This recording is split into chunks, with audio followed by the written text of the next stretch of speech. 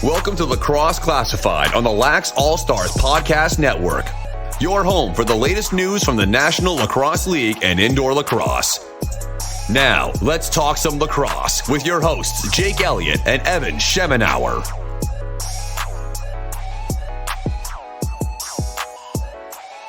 Lacrosse fans, welcome back to Lacrosse Classified here on the Lax All-Stars Podcast Network. Jake Elliott, Evan Schemenauer with you, back once again here on a Tuesday. Week 11 of the National Lacrosse League season is in the books. Week 12 is just days away. We got a great program for you once again here. Two great guests coming up in about 20 minutes and about 45 minutes respectively here on episode 66.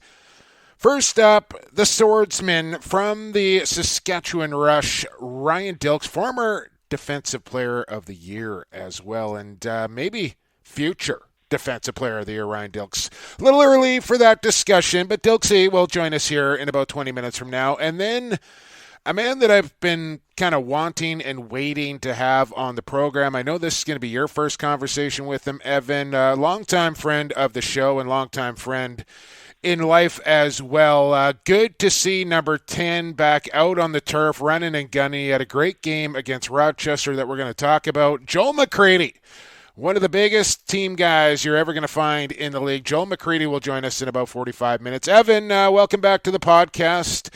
I was just in Saskatoon. We just saw each other. I'm back in Port Coquitlam now, but how are things back in the tune? Oh, just happy the boys got a draw this afternoon in soccer. Lost to the same team 9-3 earlier this year, so I had to be happy about that. Again, all coaching, right? All coaching. You know what, though? They're starting to listen to it, and that's, I think, is the difference. I just love how you just take the credit, like you just soak that right in. You don't say no. It's the boys out there getting it done. The apropos answer. You just well, they're starting to listen to me. Our keeper was playing off the rails tonight too, so that's a whole different story. No, that's good. It's pretty similar performance to what we saw Saturday night. Well, what a lacrosse game that was. We're going to talk. Why don't we get into it right off the top here, Evan? Let's not waste any more time with chit-chat and weather and anything else we can think about. Let's talk some National Lacrosse League action because Week 11, once again, did not disappoint. Well, a little disappointing because now you are 3 games clear of me in the standings as we each took a different team in the opening game of the week, Evan. It was Buffalo at Vancouver. You kept your streak alive picking against the Warriors. But Buffalo impressive on the road over Vancouver here. 15-8 the final, and the Bandits keep it rolling for now. We talked about this last week when we had Penny on the show, and it was the number of penalty minutes Vancouver was taking. You know, they had games where they took 1 or 2 penalties. They had 67 minutes in penalties. Mm-hmm.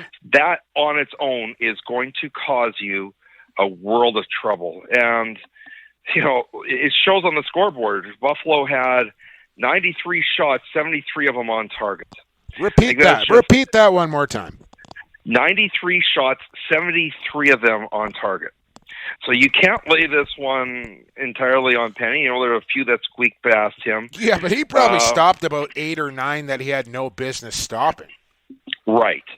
And, you know, it was just one of those letdown games for Vancouver. Luckily, they corrected that a bit later in the weekend. But, don't give it away. You know, but you know, Dane Smith had a heck of a night. Matt Vince gets back on track. A lot of things went right for the Bandits, at least for Friday night. Yeah, Kluche, another 6 points. We had Corey Small on as well. He had a nice game with a hat trick there for the Bandits. So 15-8 the final in that one. And you are now 3 clear of me in the standings as we had the same selections for the remaining 4 games of the week. And we got them all right, Evan. Let's just say that. You went a perfect 5-0 this week, but so did a bunch. You want to repeat that?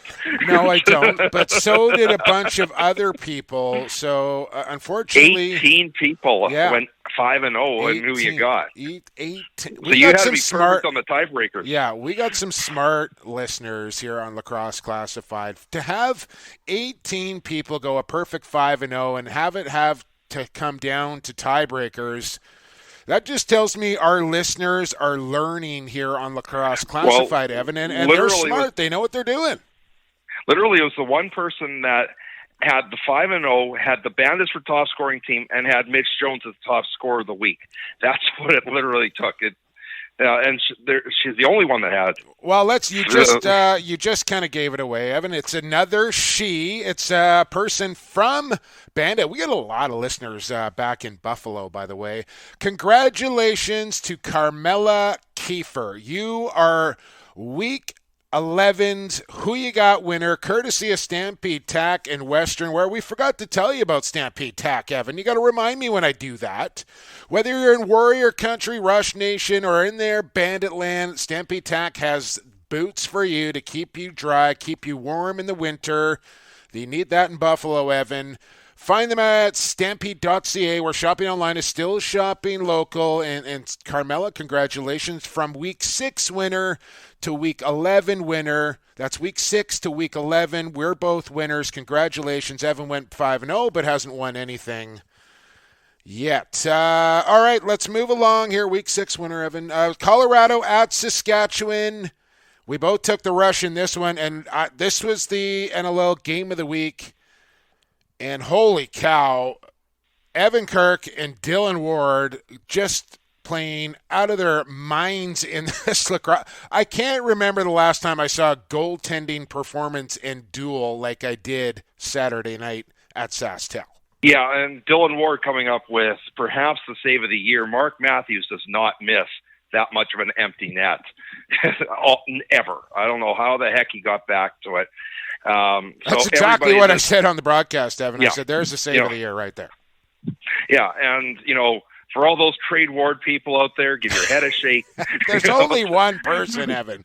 No, he's got a small army going with him. So, but anyways, and of course Ryan Dilks is on the program. He's on the program for a reason. I looked at the stat sheet. I honestly don't believe the stat sheet that's coming back from Sports Logic, because it said he had one CTO in the game, and I'm thinking, how many times was the ball up top? They're throwing a cross pass to side left defensively, and Dilks is just running straight through the middle. This is what he's so good at. He's literally hiding back there, and that ball's going the other direction. Yeah, it's just absolutely crazy to watch.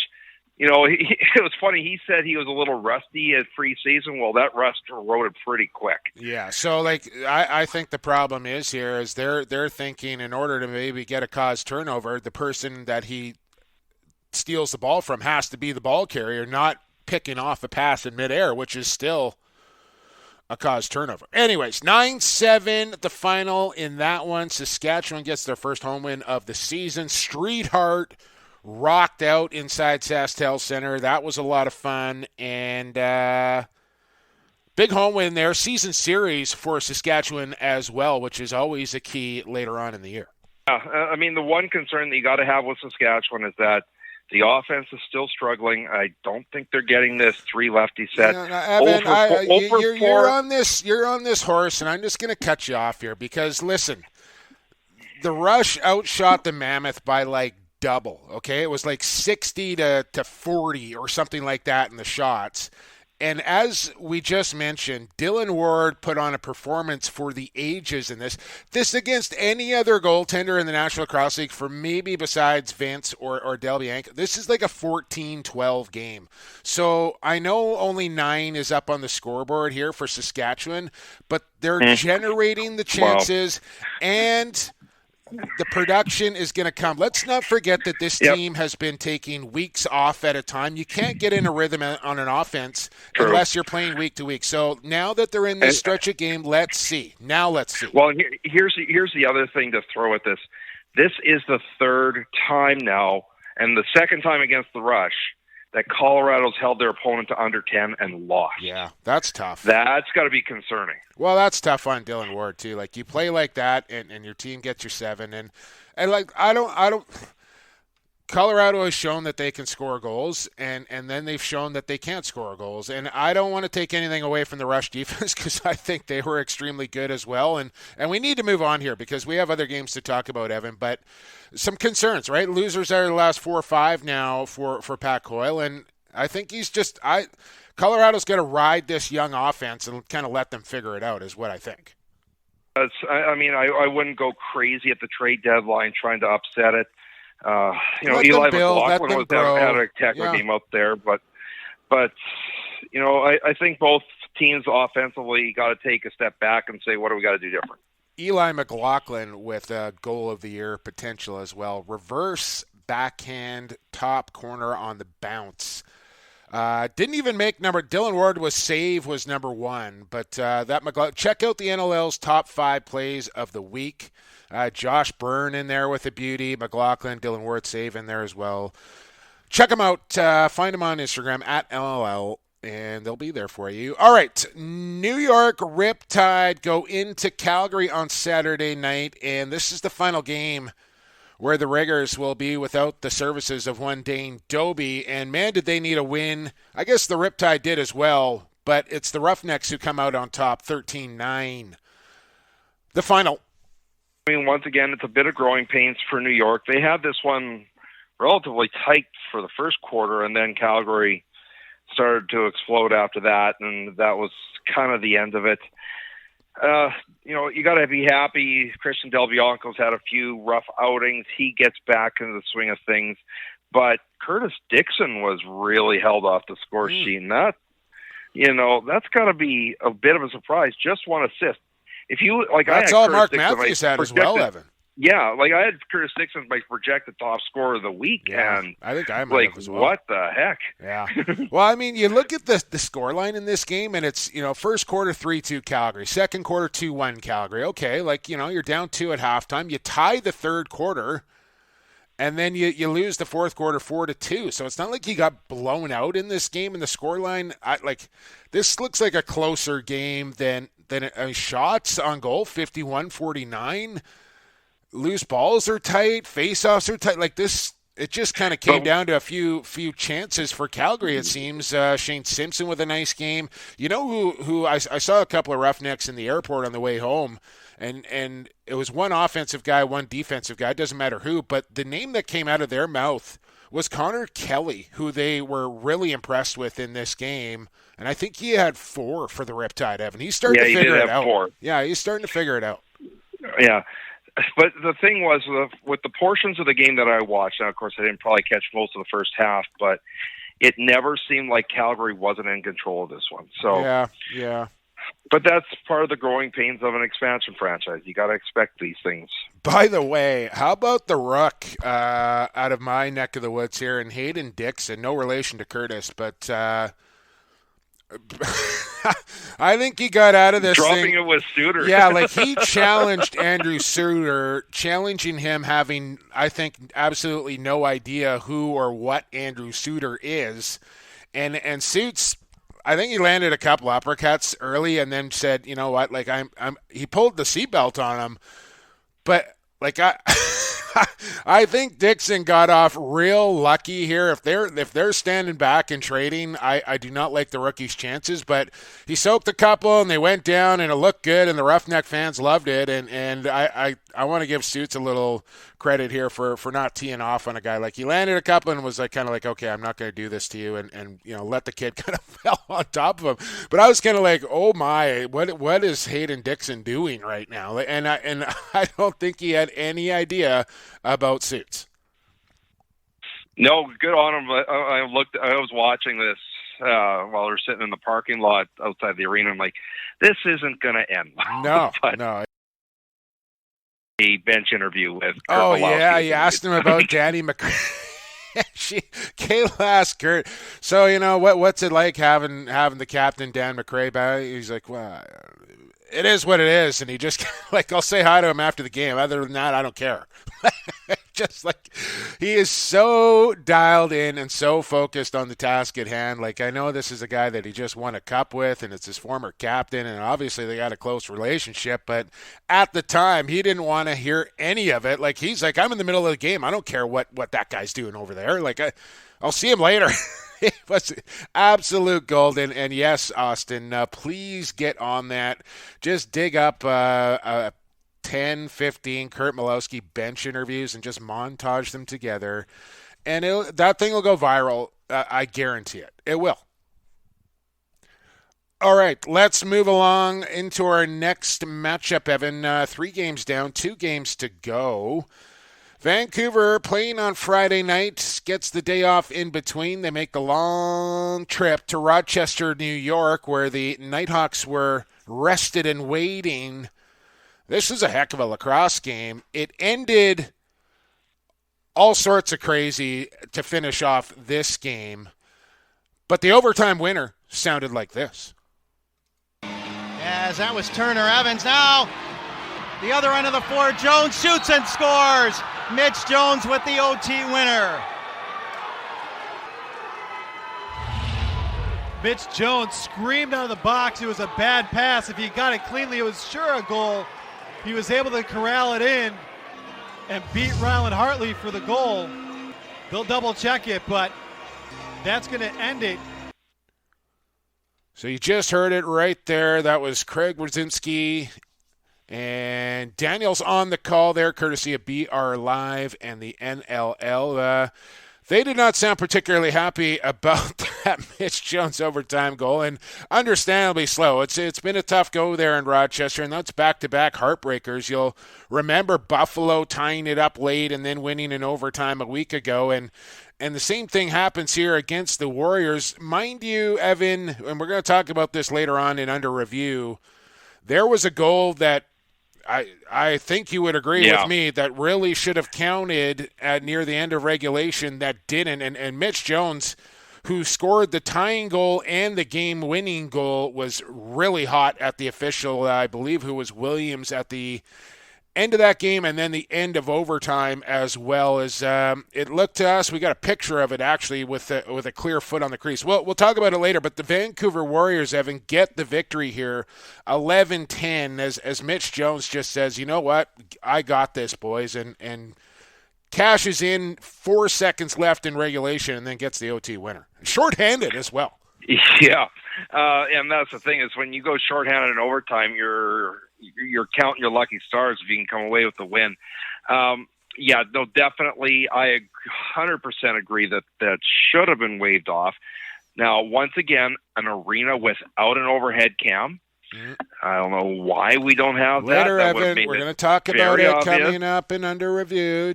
But and even, like, I'll just put it this way, Vancouver had one disallowed earlier in the game, which I think was even less clear than the one that got waved off. Yeah. But let's get to this here. And I'm guessing the memo probably went out sometime on Saturday from the league office, because on Friday night, Buffalo is crease diving like crazy, straight at Penny. There's one on Josh Byrne that should have been a major. It was just absolutely reckless, and that's what caused Matt Beers a world of trouble, and a review from Mr. Lemon this week. But in this game, they call a goalie interference call that was pretty minimal contact. It's still the correct call, but it looks like the memo finally got out. I mean, what else can you say here? Rochester, part of their demise, honestly, 2 things. The face-off total, 8 for 25, that's not going to cut it. And also 32 shots off target. That's not going to cut it either. Yeah, no, you're right. But regardless, big bounce-back game for Vancouver to lose at home on the Friday and then to go into Rochester. I don't care if it's Rochester or Georgia or whoever. That's a tough go, and to kind of lick your wounds and then bounce back on Sunday and to face that adversity that, they feel like they got gypped right at the end of regulation and then still persevere and get that overtime victory. That's really big for that team.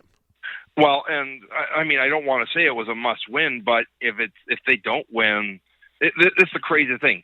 winning, they're now sitting in second place in the West. Yeah. If they lose that one, they're probably in a world of trouble because their second half of their schedule is a tough one. Oh, man, they go to Toronto now this week. And they still got to play the Rush twice. I believe they got to play Calgary twice. Like, there's a lot of big games still sitting on their schedule. But the nice thing is that a lot of them are division opponents. They can control their own destiny, too. Good point, Evan Schemenauer. One game to go here on Week 11's Stampede Tax, who we had. And Buffalo, just like Vancouver, played on the Friday night. Buffalo goes back into their own time zone, however. But it is a road game for the Bandits. 2 road games, and both on the opposite side of the country as they take on the Toronto Rock. And we both had the Rock in this one, Evan. It was a good selection as they beat the Bandits pretty, I want to say handily. I think this was probably a pretty predictable game, knowing what Buffalo had to face. And 13-9, your final. Rock in the conversation now with those Thunderbirds and Bandits in the North. Now, here's one crazy stat, and that is Buffalo did not give up a power play all game. There was one coincidental minor. They didn't give up a power play all game, so that's normally a pretty good sign. But Nick Rose played out of his mind, 48 of 57.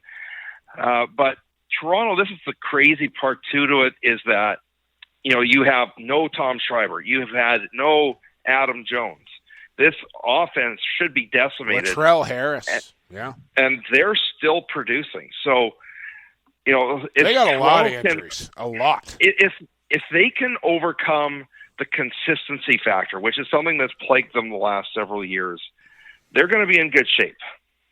Yeah, no, I mean, they've been hovering around that 500 mark, right? And now this team looks like a team that is on their way somewhere. Like they look like they have some purpose. They look like they have some direction. I think Matt Sawyer's got those guys going now, and I like the look of this Toronto Rock team, and we'll see. Like I think Halifax has got to come back down to earth a little bit. I think like they can't keep up a 6-1 pace for the remainder of the year. I don't see a good team, but I don't think they're going to finish the year 15-3. And that's exactly what is probably going to happen, but it's going to be tough for Halifax. There's no question. They had an easy start to the season, but then they started to pull off some character wins, which then changed our minds when it was like Georgia and a few Buffalo. Well, let's see what happens this weekend. Alterna Cup match on the horizon for the Thunderbirds this weekend. We'll talk about it in the fourth quarter, but now, Evan, quarter number 1 of Lax Class is done. We're going to move on to quarter number 2, and on the other side, we got the Saskatchewan Rush Defender. Where's number 24? Took last year off. He's back with a vengeance this season, and he'll join us next here on episode 66. Ryan Dilks of the Saskatchewan Rush is next here on Lacrosse Classified on the Lax All-Stars Podcast Network. Pure Vita Labs is proud to bring you the highest quality sports supplements on the market. PVL products are 100% all natural with no artificial flavors, colors, or sweeteners. And the entire line is also Informed Choice certified. We designed all our products with the athlete in mind. We look forward to being a part of your athletic achievements, helping you push the bar higher, win at the highest levels, and set personal records for years to come. Hey, this is Kevin Crowley from the Philadelphia Wings. You're listening to Lax Class, your go-to source for all things NLL and box lacrosse. Welcome back to Lax Class, episode 66 in the works here. This is quarter number 2. Thanks for joining us. Jake Elliott, Evan Schemenauer with you. Just heard from our good friends at Pure Vita Labs. Anything else would be unsportsmanlike. Hashtag powered by PVL. Evan, I know you've taken quite a few different PVL products. They got liquid keratin, they got the isolated CEO, MCT oil, creatine, the protein, the recovery. They got it all at PVL, PVL.com. It's all clean, it's Informed Choice certified, and nothing artificial in those supplements either. Check them out at PVL.com. Now, making his debut on the Lacrosse Classified podcast, it is the 2016 Defender of the Year in the National Lacrosse League, back in the NLL after a year's hiatus and leading the NLL in caused turnovers after 6 games. Ryan Dilks on the program. Dilks, hey, Good to have you. Thanks for doing this. Hey, guys. No, thanks for having me. It's a pleasure. It is our pleasure as well, my friend. Obviously, the mood a little different there in Saskatoon on Saturday night than it had been on the previous 2 home games, as you guys get off the schneid a little bit at home and grind out what was a heck of a lacrosse game, man. Like, you tell me, you were out there on the turf. These 2 goaltenders in Evan Kirk and Dillon Ward put on one heck of a performance at SaskTel. Yeah, you said it. It honestly felt like a playoff game for us. It was a weird kind of vibe, is that we were still kind of sitting in first place in the West there, but I don't know if we've ever lost more than 2 games in a row at home, and with the East keeps winning back over there, and this new playoff format, it seemed like this was almost a must-win game for us. So it definitely showed how important it was for each team on the floor that night.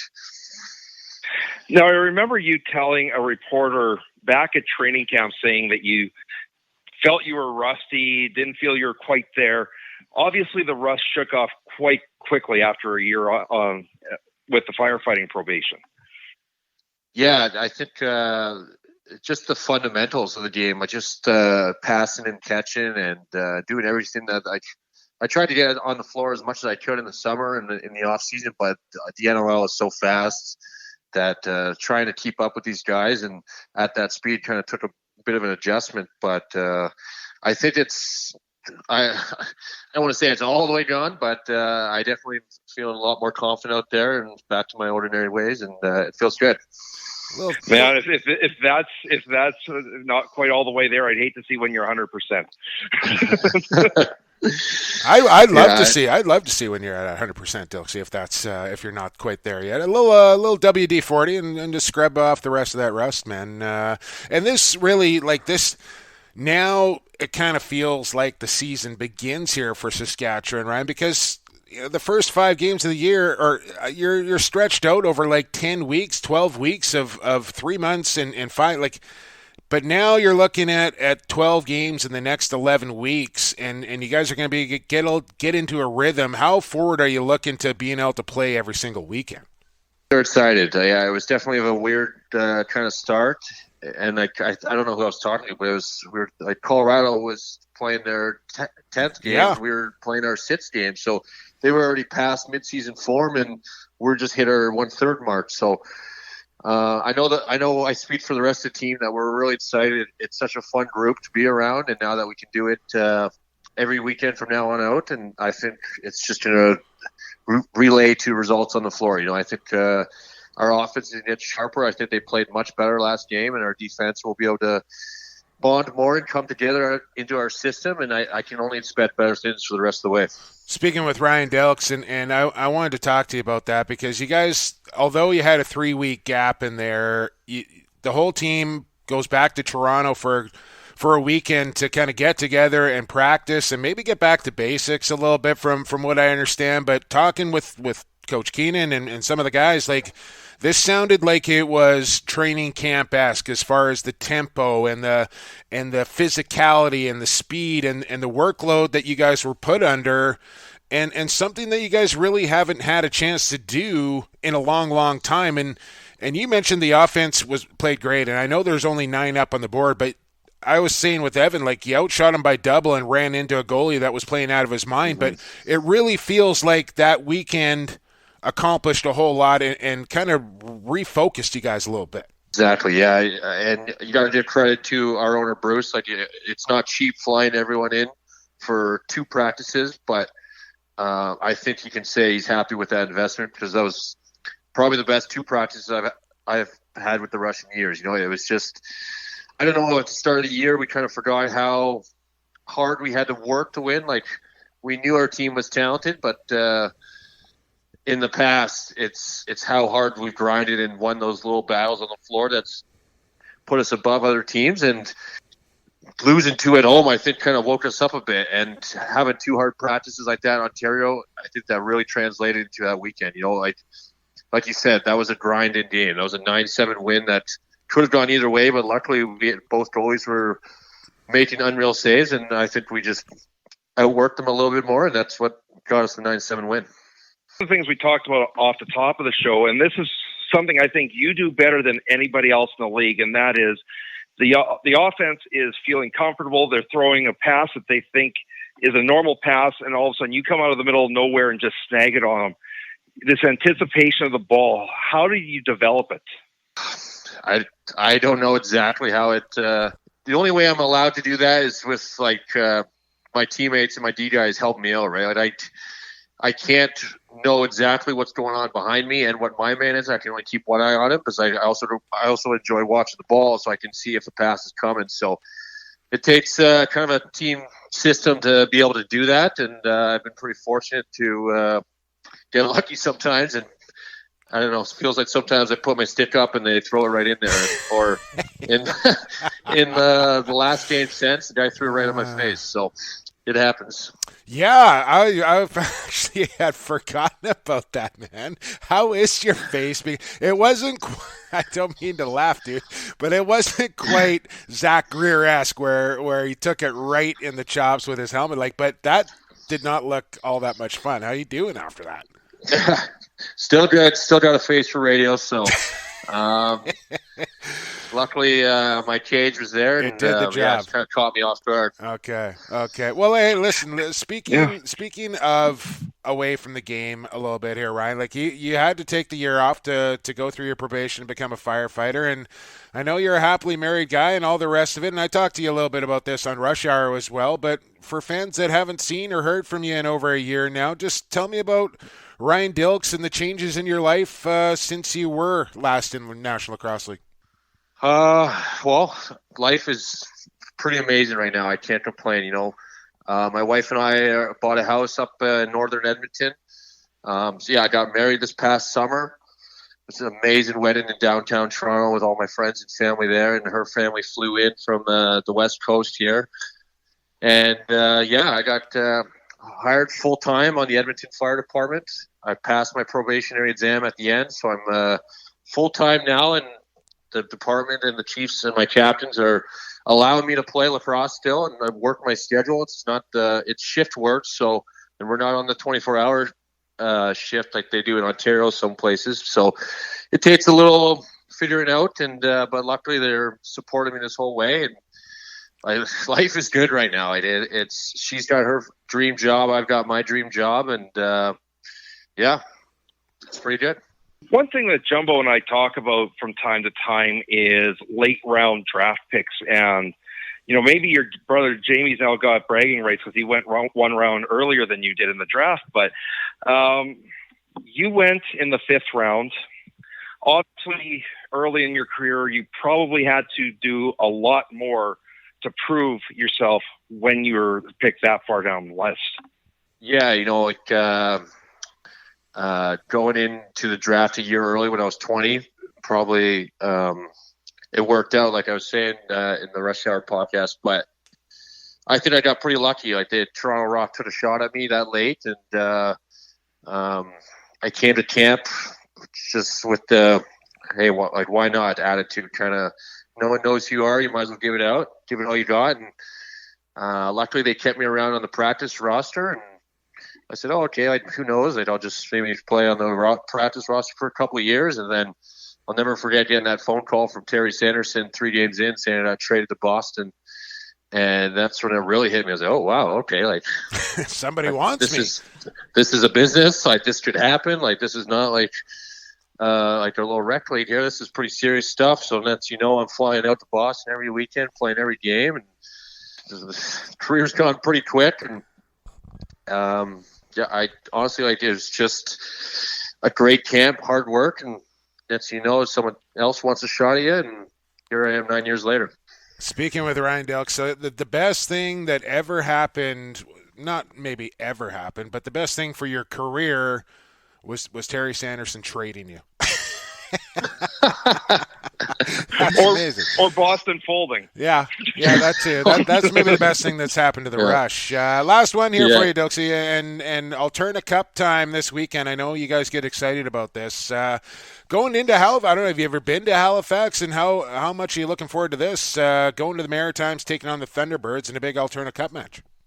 The boys are excited for their first Alternative Cup, so it should be a great game. This is the furthest east I've ever been. I'm excited. I've got great expectations because I've never heard one bad thing about Halifax. Everyone or anyone on the East Coast, everyone has great things to say.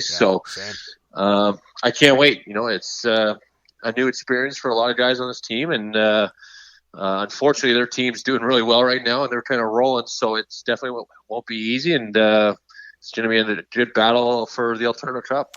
Well, I'll be watching intently from back here on the West Coast. I know Evan will be watching from Saskatoon. Hey, best of luck there in the Fax, man, and please give my best to one Papa Dilks in the shadow. Oh, I will. I appreciate, and I know he appreciates all the love he gets and all the love you guys give him. So, and I can't thank you guys enough for that. And thanks for having me on tonight. He's the best. My pleasure, our pleasure, and good luck in Halifax, man. We'll do this again. Sounds good. Thanks, guys. Thank you. That was Ryan Dilks, number 24 of the Saskatchewan Rush, Evan, and what a difference it's made to that rush back end, not only with him, but Jeff Cornwall obviously as well, to bring back what is essentially two top flight defenders into your fold out of nowhere. It's like it's not a luxury that every team has. Let's say that. No, that's for the most part, last game he was rotating on a different shift than Kyle Rubisch. But when those two are out there together, the lefties don't have a chance. Like you spin off one of them, the other one's right on top of you, and it's just a lethal combination. Well, and then you think about the other side with Corbeil and Cornwall and and then you got Hossack and Messenger. I don't know where the weak spot is anymore. I don't think there is one. Garland had a heck of a game. I thought Justin Robinson played very well as well. If Justin Robinson is your weakest link on defense, I think you're going to be okay. You know who I think the weakest link is, but we won't get into that. All right, let's get into a break then, and we will talk to Joel McCready. Just stay away from that. We'll talk to Joel McCready from the Vancouver Warriors on the other side. This is Lacrosse Classified on the Lax All-Stars Podcast Network. A Vancouver Warriors game at Rogers Arena sounds like this. Jones shoots and he scores! Diving effort from Mitch Jones. Nothing's monotone. Lee and Beers go crashing into the crease. Nothing's boring. Now we're going to have a fight. It's the captain squaring off. And at Vancouver Warriors games, loads up. Nothing's offside. Tries a shot and he scores! Experience it for yourself. Vancouver Warriors tickets are available now. Tickets starting from $19.95. Visit VancouverWarriors.com/tickets today.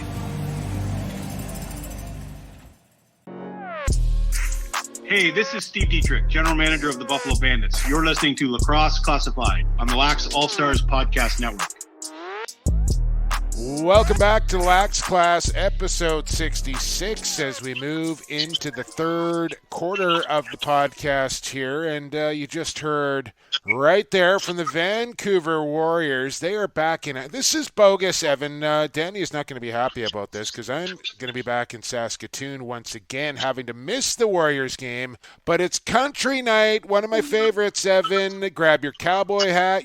Hey, I got a great idea, Evan. Go to Stampede Tack and Western Wear, pick yourself up a brand new cowboy hat, some boots, maybe some plaid, and then hop on your horse, ride that thing down to Rogers Arena to take in the Warriors game. They're taking on the Georgia Swarm.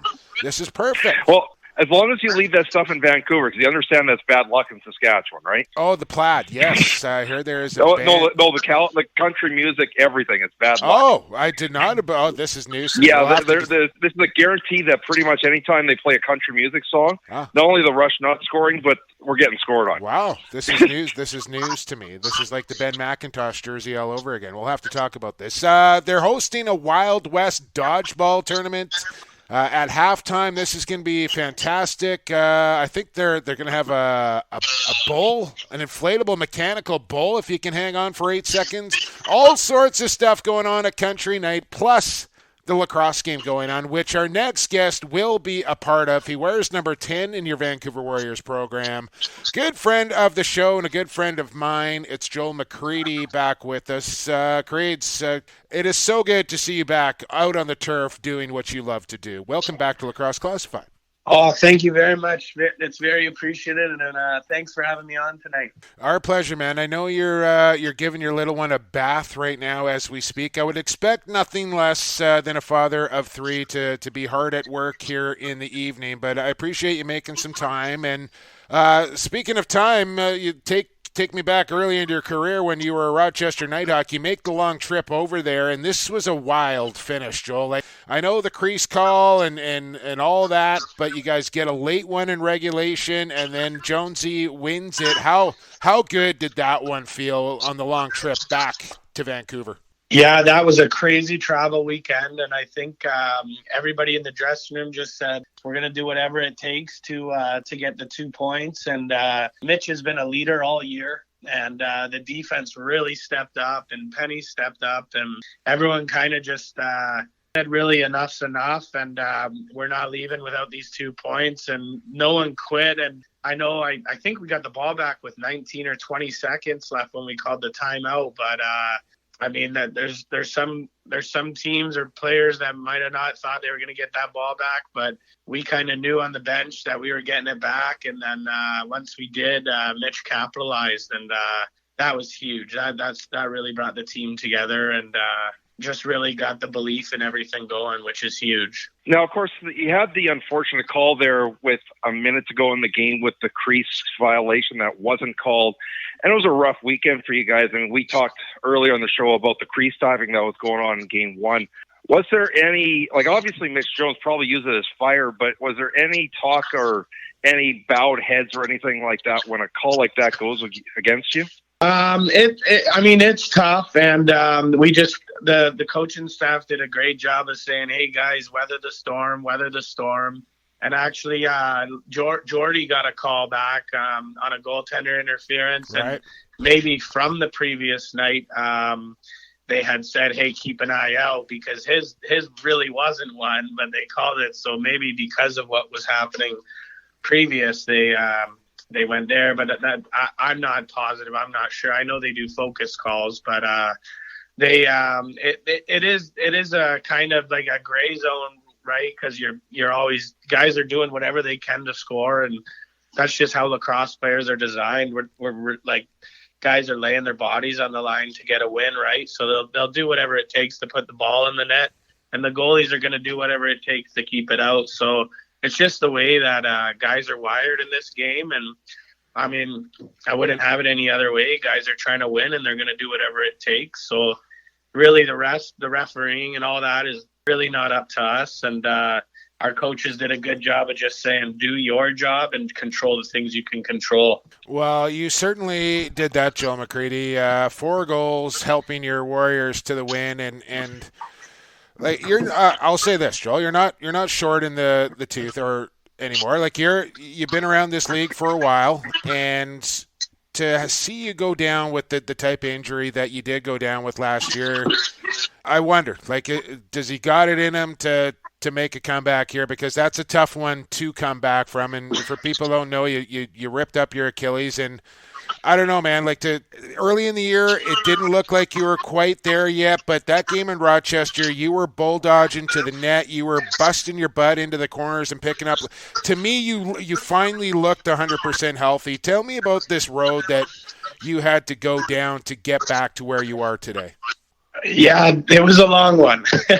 But first off, I got to thank my wife and my family so much, because there's no way I would have been able to do it without them, just their support and getting me through it, because it is such a long injury. You talk to anyone who's been through the Achilles tendon rupture there, it takes a long time, but everybody had my back and were extremely supportive. And really, it's kind of funny. People ask, do you think you were done or not? And then you hear kind of a lot of doubt, and you hear people, they'll talk and everything. And then really, though, just deep down, the only way you can approach rehab is, yes, I'm going to come back and do whatever it takes to get back. And that's the way that you'll get the best out of your recovery and rehab, is just get back on the floor. And then even when you aren't, like you said earlier, when you do get back on the floor, you don't just snap a finger and get back to where you were. Now you gotta get a couple games in, like you said, and get your touch back and your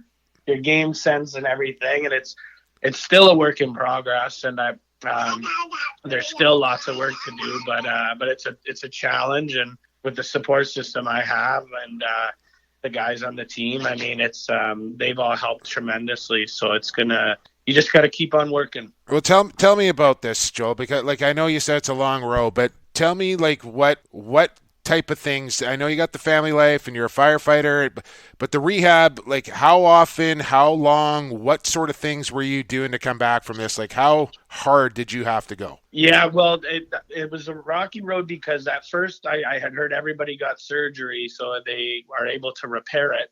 And then they told me that mine tore so high up that I wasn't a candidate for surgery. So that was a bit of a blow. And I was like, okay. And then really, you kind of just can't really think negatively, and you just have to, like I said earlier, just start getting to work. And I was with Eric Torcha at 40th in Burnaby, and he's our team physio, and he was unbelievable. And we were going about, as soon as we could really get to work, we were going about 3 times a week as hard as you could, and it was no excuses. And he was with me through the highs and the lows too, because every appointment wasn't like, oh, this is great, recovery's. There was some times where I was in pain for him, and I'm sure he stuck by me and made sure that we approached this thing the right way. 4-5 now with the Warriors this season, double the number of wins that 2 years ago the then Stealth had all year. What's different between that team a couple of years ago and the team today? Is it belief, or is it a system, or what is it that's bringing a lot more success to Vancouver? Yeah, I think a huge part of it, especially in this league, that you see how tight it is everywhere, is just that belief. And a game like that Rochester game is kind of exactly what you want to happen, where you want to just obtain that feeling of, okay, we're going to win. And in this league, it's funny, like you get hot at the right time and anything can happen. That the teams that I've been on where we've had success, it's like you kind of just peak at the right time, and everyone on the bench has that feeling during the game, like no matter what happens, we're going to win. And once that happens, you just get rolling. But I mean, we do have some young guys that are, I mean, look at a guy like Claire, he's playing unbelievable, and he's you see him at camp, and I know personally, in my back of my head, I was like, oh, this kid, when he gets his shot, he's going to be good. They're not going to take him out. And sure enough, that's what he's done. And also Eric Penny, I mean, he's been patient and waiting, and he's playing great now. And yeah, just really you nailed it with the belief. Everyone is just going into the game, and we're not thinking, hey, this is going to come to us. We're going to have to earn everything here. And the guys aren't afraid of hard work. Speaking with Joel McCready from the Vancouver Warriors, and we had Eric Penny on last week, and I think you're right. He's kind of gone through that entire gamut of being a third guy, a starter, a backup, back to a starter, and has kind of grown up and grown into the position. And we asked him about Clay Richardson and the impact that he's had, not only on the defense, but him as a goaltender. I want you to go to the other end of the bench, Joel, where you spend most of your time. And Roy McDade and Chris Gill, obviously two new coaches to you in the NLL. Talk about the job that these guys have done, and what kind of things have you learned from them? Well, I swear those guys don't sleep, because right after one game, we got film and scouting reports for the next, and they break it down like to everything. Like they've got tendencies and goaltending tendencies and defensive schemes broken right down before we're even off the airplane or the bus back home. So, and then, I mean, that just speaks volumes of their character and of how bad they want to win, and it translates to the players. Guys are like, when does he even have time to do that? But we have film handed out to us Sunday night or Monday morning, pretty much immediately after the game. So those guys are they're studying the game like crazy, and you see that, and it really pushes everyone else to get on board and do the same. Now, halfway point of the season, the second half gets even tougher. You got Toronto, you got Saskatchewan a couple times, Calgary a couple times. What do you got to keep doing, or what do you got to do better to hold that playoff position you have right now? Yeah, one game at a time, and it is hard in this league because with all the travel and everything, you try not to think too far ahead, and guys have a lot going on in their lives and all that, but you got to take one game at a time. And on game day, as I was saying earlier, the coaches provide us with so much, but at that same time, you also need to know your value and what you're bringing to the table. And even if you have been struggling, just never give up and just know your value going in. And as much as you worry about the other team and what they're going to do, don't forget what you're capable of too, and why you're in the league, and just play lacrosse. Well, Joel, there's no question why you were in the league. If everybody had the heart of Joel McCready, I could just only imagine what the sport of lacrosse would look like. Hey, I know you're a man that's got a lot of things going on, including bath time right now. Give my best to Jessica and the family, and we'll look forward to catching up down the road. Yeah, I got a future lacrosse player in the tub right now. He's already got a stick, so that'll be fun to coach him and watch him play. Couple more, and you got a full line. Are there hopes, maybe chances of that happening? No, we're all done. That's what you think. That's what you think. The girls are mini tyke, and they're loving. They're little Adanacs, so that's pretty cute. And I'm having fun coaching them, and it's really cool to see that side of the game as well. Wow, that can't sit very well with Grandpa. No, he's bellies through and through. I think the first time my nephew put on an Adanacs jersey, it was a big deal. It was a funny barbecue. I bet. For anyone who doesn't know, Walt Weaver, retired jersey at Queen's Park Arena for the Junior Sandbellies. Jessica, his wife's father. So anyways, Joel, thanks for doing this, man, and best of luck with the Warriors the rest of the year here, and I hope we can talk again soon. Yeah, anytime. Thanks a lot for having me, guys. I really appreciate it. All right, Joel McCready right there, Evan Schemenar. That's your first conversation with Creeds. He's one of my favorite guys in the game, in the league, and I think now you probably know why. Oh, yeah, no, fabulous conversation. Even a little fabulous little conversation from the little one there. So yeah. He's a little still chatting, already. Still chatting in the background there. Well, believe me, you guys hear how much I tout Vasily. I can only imagine what a proud papa he is. Yeah, absolutely. All right, let's get to break. Let's get into quarter 4. We got under review. We got news and notes. We got who you got, maybe bath time as well, Evan. We'll take a break on episode 66 and be back on the other side. Keep it right here on the Lax All-Stars Podcast Network. Associated Labels and Packaging, a fun family company that offers premium quality labels and packaging with unparalleled service. With 40 years of experience, an extensive product catalog, and an ever-growing fleet of equipment, Associated Labels and Packaging is the perfect fit to take your labels and packaging to the next level.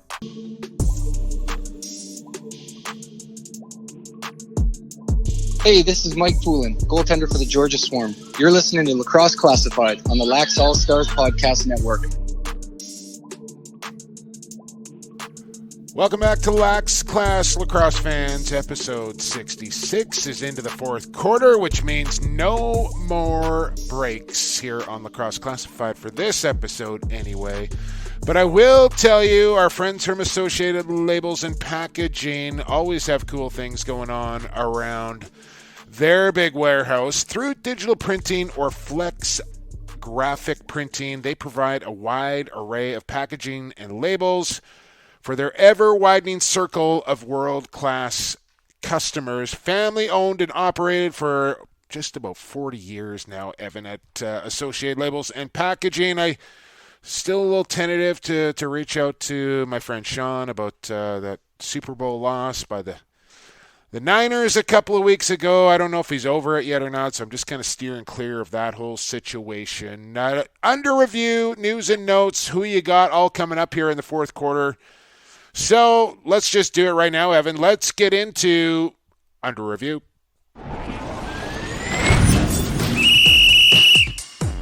It's time for Under Review, presented by G. Wilson Construction. Each week, Jake and Evan answer a listener's question or break down an unusual call that happened in a game. The challenge flag has been thrown, so now it's time to take the matter under review. Under review, brought to you by G. Wilson Construction. Building fine custom homes one at a time. Don't forget, if you want to get into the construction industry, whether you're a seasoned journeyman or you want to start out your construction career as a laborer, go to gwilsonconstruction.com. Find the Work With Us tab up there in the top right corner. Follow the steps. Send in your resume. Who knows? Could start yourself a career with the good folks at G. Wilson Construction and build yourself like a $40 million home like they're doing up there in Whistler right now. Evan, under review, and we're going to talk about replays in the National Lacrosse League. I have some thoughts on this. I know you do as well. You kind of want to clarify the rule book a little bit. You start, I'll finish, and maybe you can add on to it or something. Go for it. All right, so the section of the rule book that covers replays is sections 17.81 to 17.94. This is actually one of the longest sections of the rule book. And there's actually some things that people think can get reviewed but can't. There's others that can't but do. Now, we could go on about calls we agree, disagree with. And, we've made our point known that we think that there needs to be overhead cams at every arena, but let's just go through the rule here on its own. So first off, what can be challenged, and basically what can be challenged is limited mostly to the scope of, is it a legal goal? So did the ball cross the line? Did it cross the line before the end of the quarter? Was there a crease violation? Did it cross the line before the expiration of the shot clock? This is one that was interesting. It's in here. I didn't even know it existed until I read the rule this morning. You can challenge whether the player's stick was ahead of the goal line at the point the ball was shot, realizing you cannot bank the ball off the goaltender's back and into the net. I knew that one. I thought you were talking about the stick going across the goal line into the net. No, but you actually have to have the stick ahead of goal line extended at the time. Can't bank it. Yeah. Right. Things, for example, was the player? I don't see why not. By the way, sorry to cut you off again here, Evan. I don't see why you can't do that. Maybe it's a safety thing for goalies and the padding and stuff, but you can pretty much score every other way you possibly can. Well, I don't know why you can't bank a ball in. Well, if you wanted me to get on the discussion of the crease dives and everything like that, we'd be here tomorrow. Yeah. Also, there's a few things. This is one we saw probably 2 or 3 weeks ago. Colorado challenged this successfully, where it was that the clock was incorrect within the last 30 seconds of the fourth quarter. They actually threw the challenge flag to get the officials to look to see if the game clock was correct. They actually risked delay a game penalty on that one. They didn't have one, have a timeout. And also, if there's a violation as to whether a defender was checked in the crease or the goalie was contacted in the crease while he has the ball. It's not whether there's goaltender interference. That's very clear that goaltender interference cannot be challenged. And the next section of the rule books talks about the number of challenges. The one thing that I think needs to be dealt with here is the rule is inside of the last 2 minutes and any time in overtime, it is the officials that can review the play. You don't have to challenge on a goal call. But the thing about it is that they are looking at goals when it's 17-10 with 20 seconds to go. You don't need to do that. Take, for instance, the Mitch Jones overtime goal there at Rochester. Nobody within 15 feet of the crease and ball clearly in the goal. I get it. The referees are doing their job because that's what they've been instructed to do. I think some discretionary tactics need to be taken in those type of situations, or maybe it's just the official inside the penalty box can just maybe give a thumbs up, I watched it, we're good, carry on, sort of thing. The other things that for me, and right or wrong, the foot on the crease for Turner Evans, for me, this is what happened, I think, and this is one everybody's kind of been talking about, and I think it's because Chris Williams, who was the official at the time and in the replay booth, I think he was looking at all these angles that were being shown to him, and then the very last one that we got shown on TV, I don't think he actually saw that angle. So and none of the other angles were clear enough for him to overturn that call. But when that angle was shown and frozen, it was like, oh, okay, that foot's clearly on the line. But by that time, I think Williams was like, okay, I don't have conclusive evidence. I can't overturn this, and was coming out of the box. And that's why Mitch Jones was so upset, because everybody saw it on the Jumbotron and on TV, but I don't think Williams ever saw it.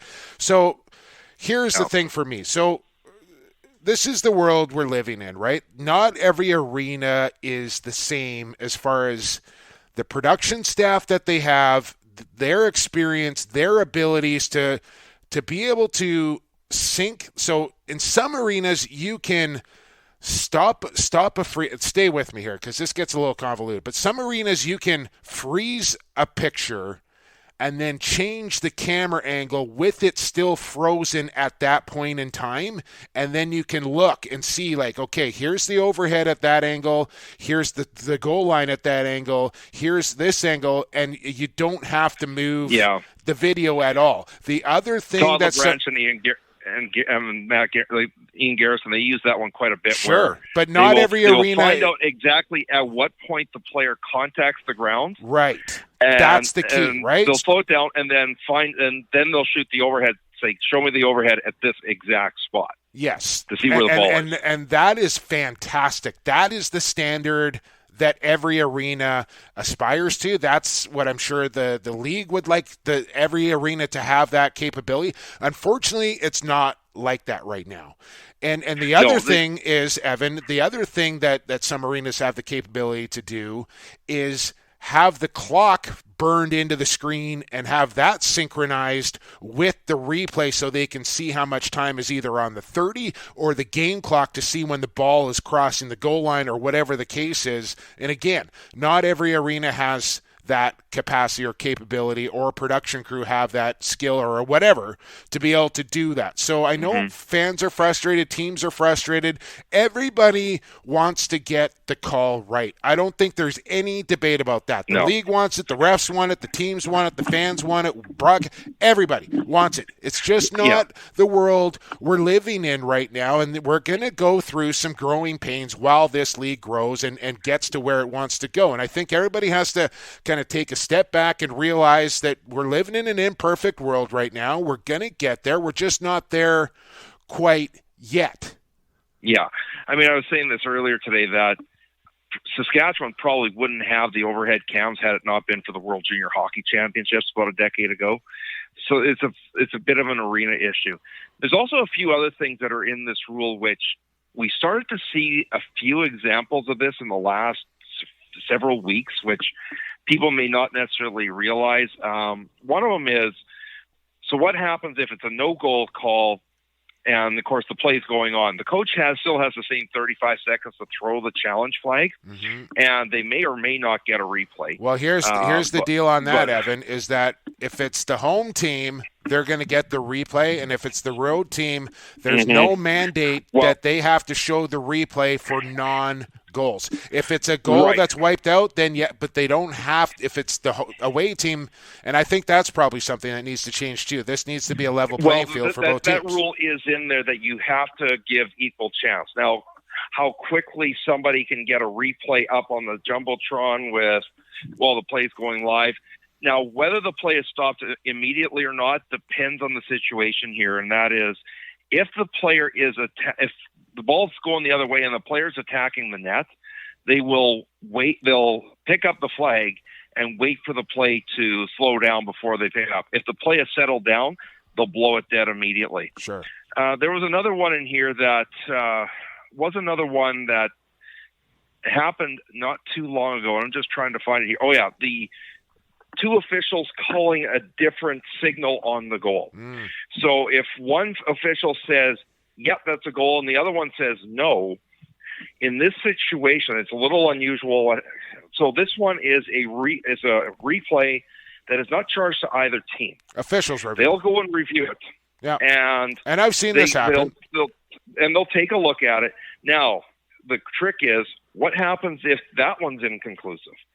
The rule is the low side official, the one that is closest to the net, that is the call that sticks. Okay, that's good to know. I thought it would have been the head official would have the overrule there, but low official, you're saying. And the last thing for me, Evan, and listen, there's a competition committee, there's a rules committee that they discuss all these types of things, and the Board of Governors talk about all these types of things, how they can improve, what needs to change, how can we make it better, what's not working, what is working.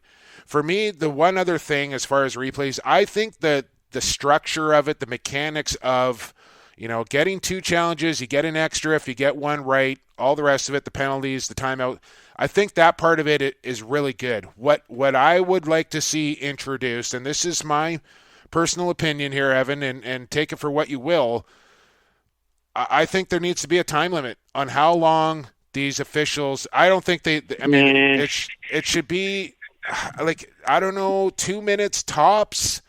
If they can't see it or can't find it, I know you want to get the call right, but you also want to get on with the game here a little bit. Lacrosse, again, we've talked about a lot. Speed, momentum, flow, all of that. And when you're taking 4 or 5 minutes to make a call, for me, that's not something fans want to see, and you're going to change the channel or whatever else. I think there needs to be, if you can't find the conclusive evidence you're looking for in a 2-minute window, it's time to move on.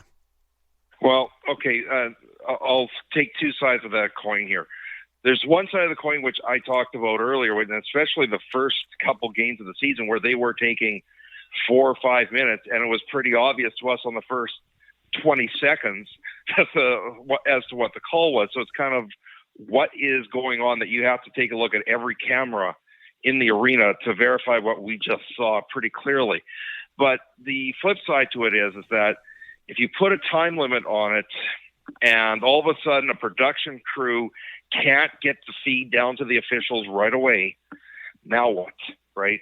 You got to have that flexibility that if the feed isn't there, okay, that you got the time, but by the same token, the referee should be able to say, go to the replay official and say, I want this camera and I want this camera right away, right? And get to the ones that are going to like I be said, the most important right away. Some arenas are much better at it than others, and that's just a fact of life. Like I've noticed when they go into certain arenas, the replay people are so good and bang on and right on top of it, and it's boom, boom, the communication is flawless. And then I've seen other arenas where it's like, no, back it up, give me that last one, no, stop it, no, back it up, and it's like, okay. And that's just, again, the world that we're living in here. It's not a perfect science. I think there's work to be done. I think it can be improved. I think some things are great. Some things need a little tweaking it. And this is just the ever-evolving world we're living in when it comes to the National Lacrosse League. It's a work in progress. That's a long segment there, Evan. I think we tried to deliver that as best we could as far as breaking down what's challengeable, what's not, how the challenge process works, why that Mitch Jones goal, Turner Evans goal counted, and it probably shouldn't have. So I think we covered a lot there in Under Review this week. And let me throw one more at you just so that it's clear. Let's take a look at the Jordan McBride goal that got reversed in that game there. Now, of course, he got a goaltender interference penalty.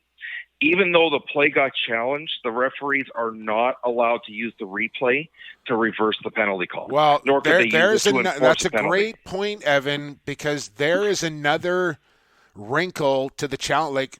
I think that's something that should be challengeable, and there's no reason it's not. It shouldn't be. If it's a goal that gets wiped out because of a goalie interference call, why can you not challenge that? So maybe a year from now, 2 years from now, the Board of Governors and the competition committee get together and go, you know what, I think we need to change this, and they may. That's kind of the way it works. So they've never been shy to try new things and to keep evolving the rule book. I think that's one thing that Brian Lemon and his crew have been really progressive as far as trying to curtail the rules to make the game as entertaining and as quick and all the rest of it as possible. So I don't expect anything less. And again, not a perfect science. It's a work in progress, and things will continue to evolve and get better as we move along through time here.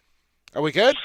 Yeah, no, I agree with you that it's a challengeable thing, but once again, you look at what happened in the NHL, and especially when they started letting them challenge offsides and goalie interference. Wow. It went from there's egregious ones that need to be looked at to we're talking a ticky-tack. Well, I'm telling you, Evan, you get two, maybe three if you get it right. And if you put a time limit on it, why not? I mean, anyways, let's move on. Good discussion there in G. Wilson Construction's under review. Keep those suggestions coming. Tweet at us, at ShemLax, at PXP for Sports, at LaxClass. You got something on your mind, maybe you don't understand, or you want a question answered, or you saw something that kind of rubbed you the wrong way, send it to us, and maybe we take it under review. But now, Evan, Week 12 is upon us in the National Lacrosse League. It's time for Who You Got. Evan, who you got? Jake, who you got? Who you got? Who you got? Who you got? Who you got? Who ya got? Who you got? Who you got? Presented by Stampede Tack and Western Wear. Evan, our good friends, sending out another prize pack, this time out to Buffalo. I knew you were a little late, but Manger, your prize is on the way as well. Stampede Tack, more than just cowboy boots. They have a great selection of CSA-approved work boots, tough enough to tackle any job site you may be on. Check them out in Cloverdale or online at stampede.ca. Kevin Michael Winkler and the gang. Shop online. It's still shopping local. All right, Evan, who you got? You're up by 3. Oh, man, this is an important week here. We were pretty safe to say you're hosting the rest of the year. No, it's not. I could easily pick 5 games against you this week and be in the lead by 2. Well, I think we're going to have 1 or 2 where we might have different picks this week. We'll see what happens. We're only in Week 12. The Rush have only played 6 games, Evan. So just pump your brakes. By the way, we're in discussion about the potential prize or punishment with Kevin as we speak. So it's in the ball, the proverbial ball is rolling on what will happen at the end of the year when yours truly prevails. Week 6 winner, that is. All right, Week 12 now, Evan. You have yet to win a week of Who You Got. Maybe this will be the week for you. Don't forget to sign up and get your picks in, people. If you're listening to this right now and go, I got till Friday, I'll do it later. No, do it now because our good friend Pat Gregoire, lacrosse superstar, he had a great week, but he forgot to send in his picks. Tyson Geik, 5-0 2 weeks in a row, forgot to put in his picks. Don't miss out on this. It takes 60 seconds. It's the pinned tweet on our Twitter feed. And then once you do it, then each week Evan sends out an email, BCCs everybody, and it's right into your inbox. You never have to worry about it again. You're going to get an email every week.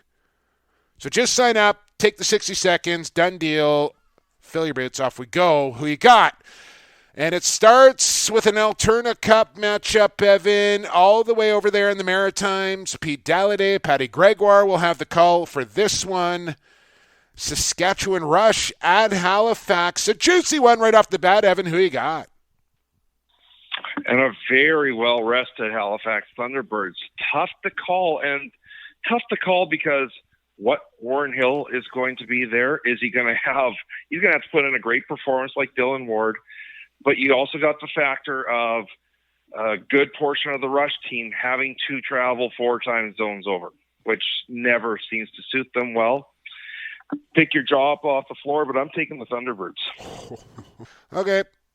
So I'll be within 2 after the first game of the week here, as I will take Saskatchewan. I think the Rush, Evan, are due for a big offensive breakout. I don't know if it'll come against the Cyborg, and I know our friends at the Toronto Rock there took a little material from Lax Class a couple of weeks ago and made a nice little video out of that with us picking Halifax, and Toronto won that game. This week, I am picking Saskatchewan to beat Halifax, and I think a breakout game is coming offensively from guys like Church and Matthews, who were a little stymied against Dillon Ward, and I think the breakout is coming against Halifax. So I got the Rush, you got Halifax. Vancouver, who has gone what, Evan? They've gone to Philly. They've gone to New England. They've gone to Rochester. And now they're going to Toronto for the NLL Game of the Week on BR Live, courtesy of Twitter and Facebook as well. Warriors at the Rock, Evan. Who you got? One of these games that probably a month ago would have been easy to pick. Not so easy anymore. But Toronto's been playing so well lately, I'm not going to pick against them at home. Give me the Rock. Yeah, I gotta agree here. And listen, Warriors are a sponsor here on the podcast. That's no secret. It's good business for us to pick the Warriors. But I got to also keep it real here. And we've seen the uptick in Warriors attendance, Evan. I think this is – I still care a lot about those guys there in Vancouver. I was around them for a long time, and Joel McCready, we just had on, he's one of them. And there's other guys there that, I got pretty close to in my time. And more importantly than anything else is I want to see lacrosse in Vancouver and the National Lacrosse League succeed. It matters dearly to me. To all of us. Yes, of course. How can you have a league where the place where 30-year players come from has no team? Yeah. But the thing is, I'll be straight with you, is that there are teams in this league, I have questions about the attendance. And at one point, Vancouver was one of those teams, but the way things have been going the last 4 or 5 games, every game it just gets bigger and bigger. So things are going on the right path. It's getting better. Now, all that being said, Evan, is that enough for me to take the Warriors in Toronto this weekend? It's not. I'm taking the Toronto Rock because the travel has got to catch up to you sooner or later. Toronto is a good home team. They're 4-2. They just beat the Bandits. The Bandits just beat the Warriors. Everything tells me take Toronto. Now, if Vancouver wins, I'll be okay with that, but I'm taking the Rock here, Evan. I'm taking the Rock at home. They came through for me against the Bandits as well there last week, so Toronto it is. Third game on the docket, and it's a rematch of sorts here, Evan. Let's not forget this game here is the one and only Riptide's win in their franchise's history. But this time, they go to the Dirty South to take on the Georgia Swarm. Riptide at the Swarm. Evan, who you got? Okay, so you're going to have Lyle Thompson, who knows what happened last time. You're going to have Randy Stotts, who knows what happened last time. You're going to have all these guys that are in the back of their minds, like, how did we lose this game? I think Georgia tries to make a statement here. Give me the Swarm. I concur. I don't think there's a whole lot of dissection that needs to go into this selection for either of us here. Georgia needs to kind of get on their horse a little bit, and I just think they're flat out a better team, and at home and all the rest of it. Give me the Swarm as well. Moving on. Oh, there's 6 games this week, Evan. I could be up larger than just 2, but, well, no, I can't, because now we have both of the same team. Anyways, let's move on. Philly at Buffalo. This is an intriguing matchup here. Wings at Bandits. Who you got? One team that I'm starting to have thoughts that I never thought I would this year, that they're a playoff contender in Philly. A Buffalo team, which is still the inconsistent Buffalo team. I don't know which team I'm getting. It's in Bandit land. I'm going to take the Bandits, but for no other reason. Man, I thought you were going to take Philly there, and I was going to take Buffalo. But now that you've taken Buffalo, you almost convinced me to take Philly. Can I come back to this pick in a little bit here? Can we do the next couple games? No, you got to we're putting you on the spot. Is that in the bylaws? You got to flip a coin, then that's your flipping your coin. Is that in the bylaws, Evan? I haven't. In our replay rules, you got yours 60 seconds to make your pick. Okay. Man, I don't need to panic here because I'm only down 3. Can Zach Higgins stop the Bandits? Do you believe enough in Philly to... Is Brett Hickey going to play is my big question. Going further behind or not? Man, there's still another couple tough games to select here. I almost feel like I should just go first and then I don't have to worry about what you're doing. I just do what I think is best. And now I was going to take Buffalo. I'm going to stick with Buffalo. I'm not changing just because you took them too. There's lots of time to make up ground. There's no reason to panic. All right, San Diego and Colorado reunite. Last time they met was in Vegas. It was 17-10 Seals in that one. But this time it's in Mile High, Evan. Who you got? I honestly, this is the toughest one of the week. It really is, because you got a San Diego team that has struggled but showed a lot of brilliance in Vegas. They knew how to get around the Colorado defense. They knew how to get past Dillon Ward. But it's a game in Vegas. Maybe that's just got something to do with it. You never know. Colorado lost 4 of the last 5. But the team's too good to lose 5 of the last 6. I'll take the Mammoth.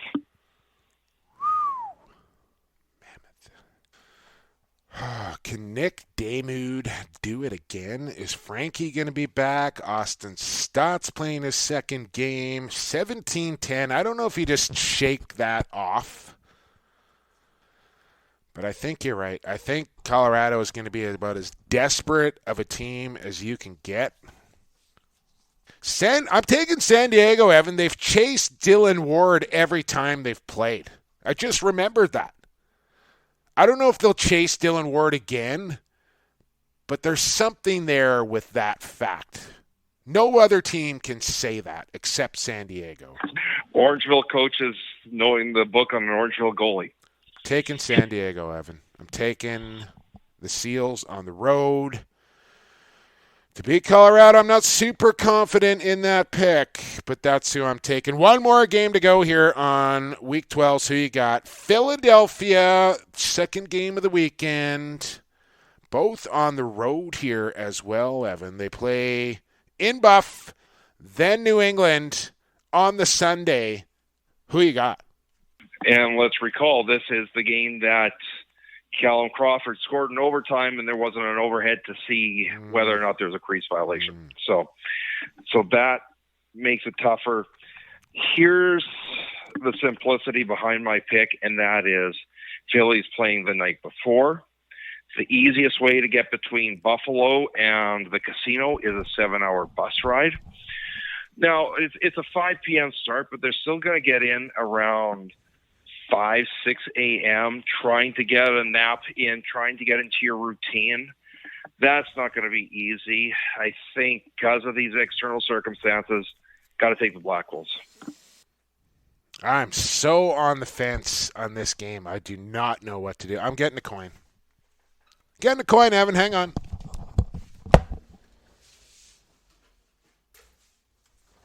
All right, I'm back. I think this is my first coin of the year. You've done the coin at least once, have you not?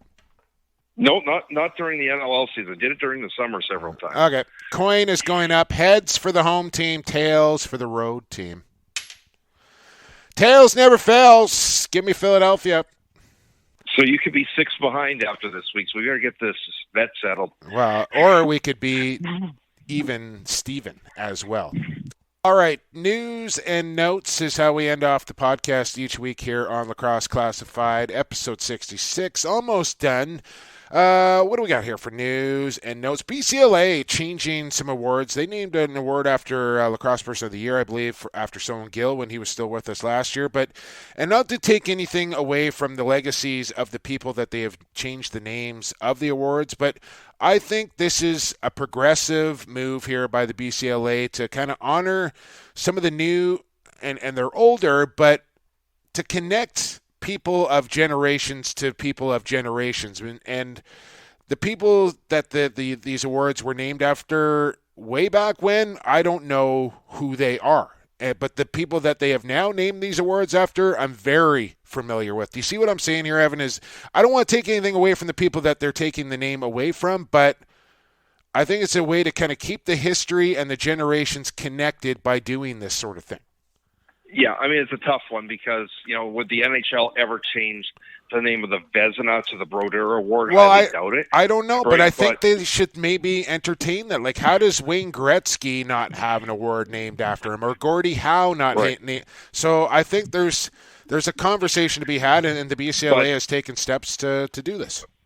But the conversation maybe needs to start with the NLL if it's the Tavares Award or the Grant Award or Matt Vince when he retired, Yeah, no, I just, I don't know if you wait 25 years or 50 years and then whatever, I don't know what you classify a generation as. Anyways, let me tell you about this. The Art Doust Award is now changed to the Les Wingrove Executive of the Year Award. The Del Martin Award goes to Dr. Don Hedges for the Trainer of the Year Award.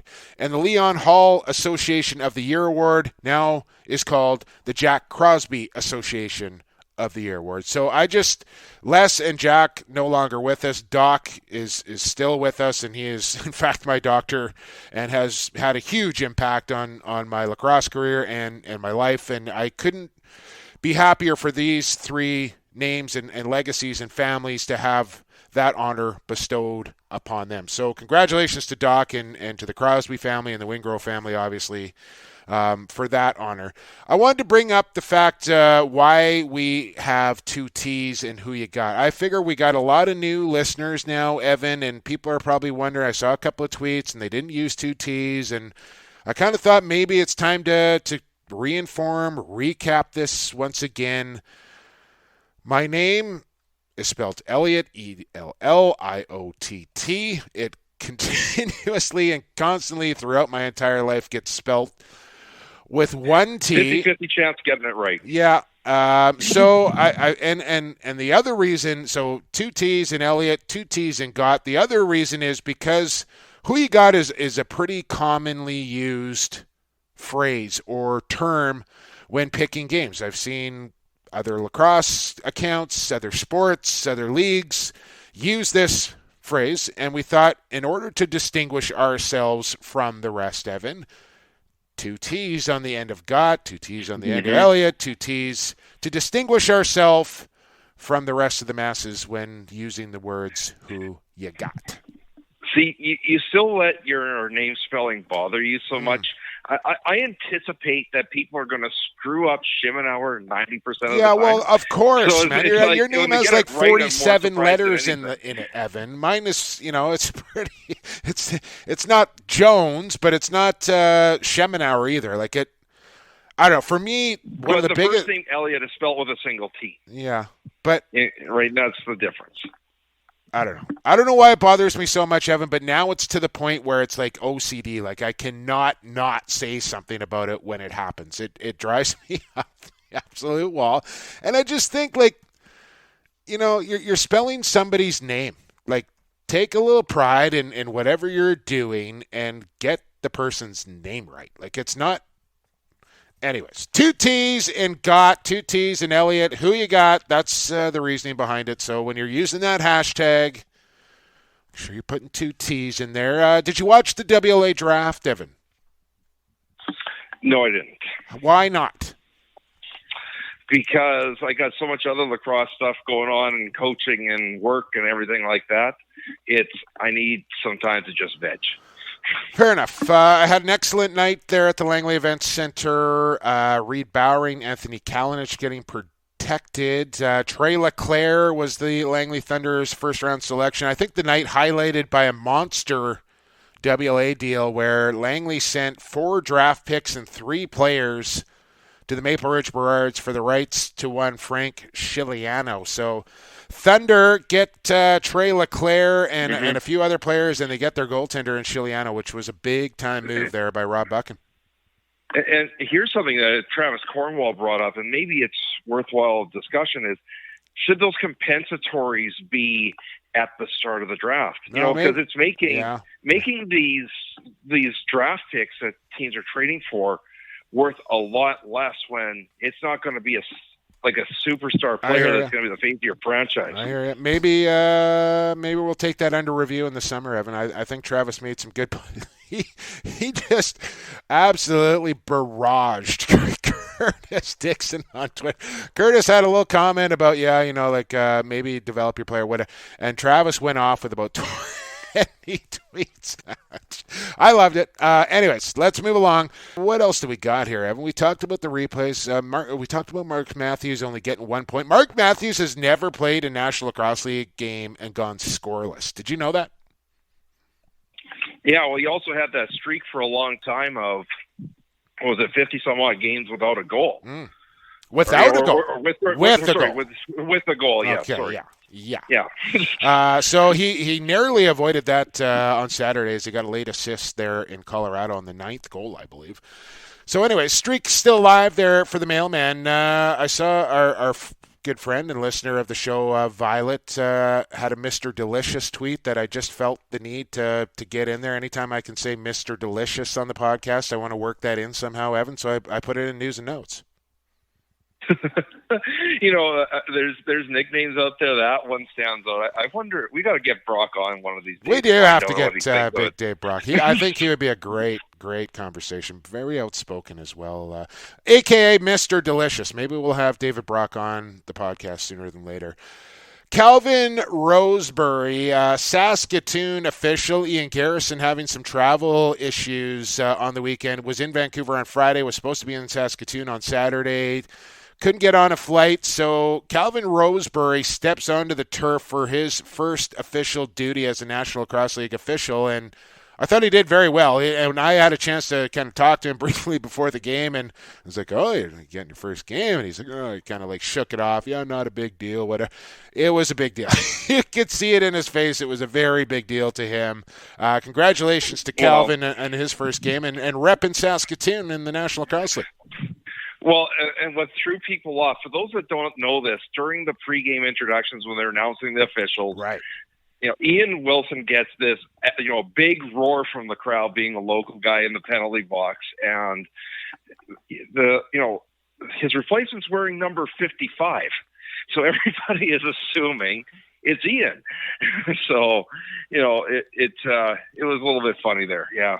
Ian actually having to step into the penalty box so Calvin could step out onto the turf. Calvin was supposed to run the 30 that night, but Gary wasn't there. So congratulations to him, and I'm sure more to come. And speaking of more to come, last thing I got here on news and notes, Evan. I got two more things.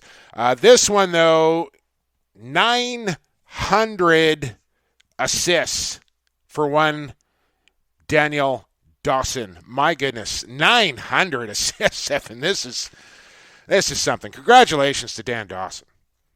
Yeah, and he racked up back-to-back hat-tricks. He's 38, 39, something like that? He's 39, yeah. He plays better than most kids play at 18. So crazy. I don't know when it's going to stop, but it's not stopping at 900. I can tell you that. Last thing I got here, and last but not least, Evan, Katie Lavin, just today named the new vice president of marketing for the National Lacrosse League as they continue to build their leadership group there at the NLL office. And I've never met Katie, but I know I like her already, Evan. A female lacrosse player from Big Red Cornell. What's not to like here? They add to the stable, VP of marketing, and she's a lacrosse player. This is a good marriage right here, is it not? It absolutely is. And we just got to get Katie some Twitter followers. I think she's only got 45, so we got to work on that. Throw out the handle. What is it? I'm not aware of what I can't remember what it is. Okay, well, you look that up while I wrap up the podcast here. I'm about to do that. I want to thank Joel McCready for coming on the program, and I want to thank Ryan Dilks for coming on the program as well. Two great conversations there, as usual. To our sponsors, G. Wilson Construction, the Vancouver Warriors, Associated Labels and Packaging, Pure Vital Labs, and Stampede Tack and Western Wear, for their continued support of the podcast. Make sure you're supporting our sponsors. That is how you keep this podcast going. And thanks to you, the listener. Of course, we got to thank you guys for listening to Lacrosse Classified each and every single week. I hope you enjoy it as much as we like bringing it to you. We're going to be here for as long as you keep listening as well. So thanks to you, the listener, for checking out Lacrosse Classified. You get that Twitter handle, Evan? It's K Lavin, KLAVIN 20. There you go. That's how you follow the new VP of Marketing, Katie Lavin, right there. Welcome to the National Lacrosse League. We may have to get Katie on the podcast. We got to get Mr. Delicious and then maybe Katie as well. Maybe 2 different episodes. We'll see how it goes. If we got everybody that we wanted to have on, I think we'd have a 10-hour-long podcast. Yeah, why not? We may have to do one a day or something like that. Okay, that's it, Evan. Don't forget to follow us as well. I'm at PXP for Sports. Evan is at Shemlax. Instagram is Lacrosse Classified. Twitter is at LaxClass. Smash that follow button. And then wherever you listen to your podcasts, Lacrosse Classified will be there. Hit that subscribe button. It gets delivered straight to your phone every single Tuesday when we release this podcast via the Lacrosse All-Stars Podcast Network. We're done on episode 66. For Evan Schemenauer, I've been Jake Elliott. And for the fastest game on 2 feet and for the creator, enjoy the games, everybody.